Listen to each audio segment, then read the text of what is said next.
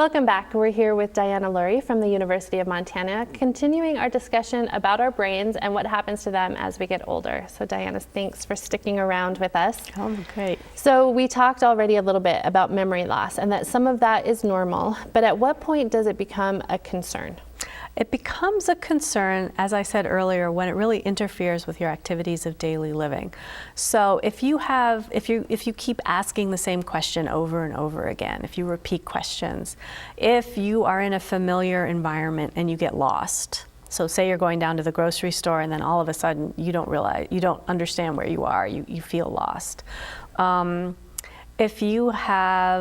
If you substitute words a lot, so you say table instead of bed, those are all indications that maybe you should go see your physician and get tested. And we know that one disease that may be what is going on there is dementia. There are many different kinds of dementia, but can you start out by just talking a little bit about generally what dementia is and give a breakdown of what those effects are?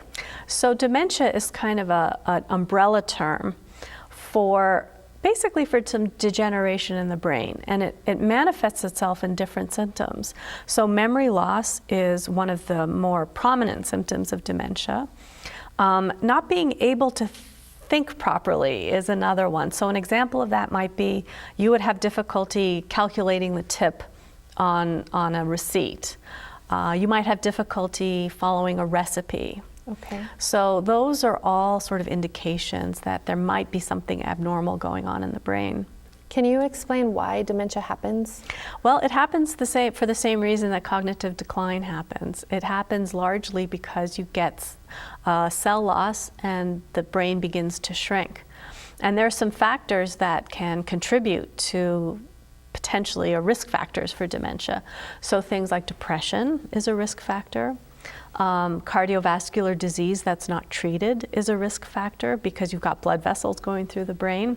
And if the blood vessels get less flexible, the blood pressure goes up in the brain and you have a risk for stroke. Interestingly, being obese is a risk factor for dementia. Having a lot of adipose tissue, it seems to be correlated with dementia. Okay. What about genetics? Absolutely, there is genetics. There are genetic predispositions for different types of dementia, like the dementia that you see in Alzheimer's disease. That has a genetic component for it.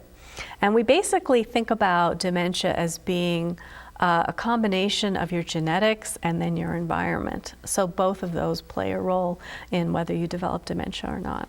So can anyone get dementia, or do those risk factors need to be there? Well, old age is the biggest risk factor for dementia. And so if you live long enough, pretty much everyone's going to get dementia because you're going to get that shrinkage in the brain.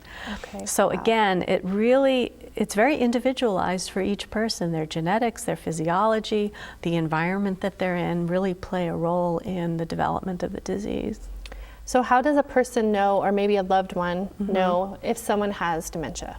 If they notice some of the things that we just talked about, repeating questions a lot, repeating conversations a lot, getting lost in environment that they're familiar with, not being able to follow a conversation or follow instructions. Okay. Can you cure dementia? Oh, that would be great if we could. But unfortunately, we don't have any way to cure dementia. It's part of the natural aging biological process. We have some strategies that might slow down dementia and might help prevent dementia.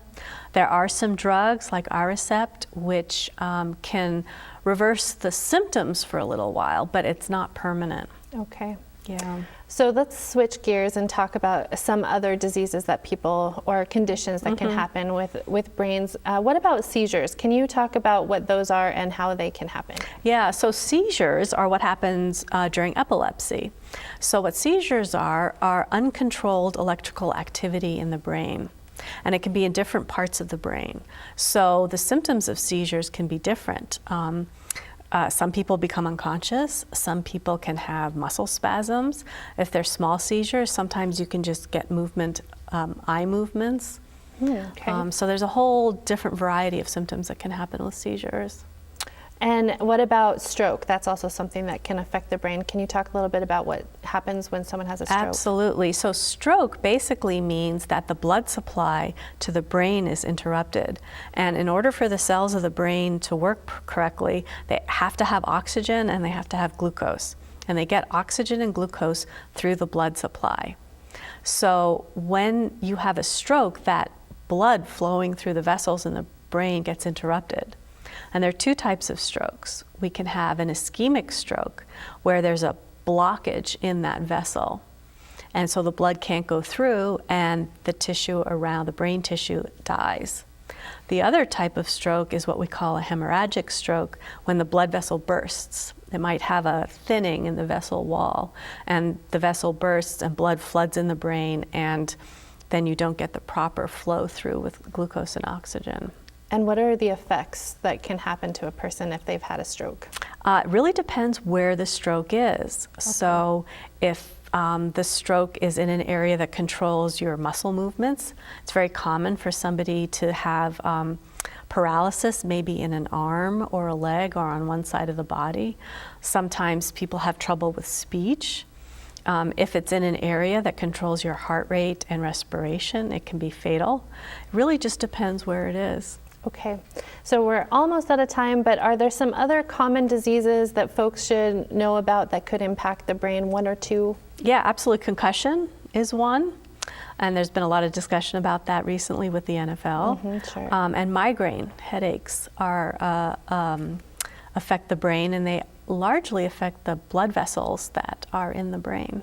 And just really quickly, what exactly is a migraine? A migraine is a very severe headache that tends to be localized. Some people get an aura before they get a migraine, so they might hear something, or sometimes they see a halo around objects. Okay, perfect. So things to be on the lookout for. Yeah. All right, thank you so much, Diana, for being with us and sharing that great information. Coming up next, we'll talk about what medications you may have in your medicine cabinet that could be taking a toll on your brain health. We'll be right back after these messages.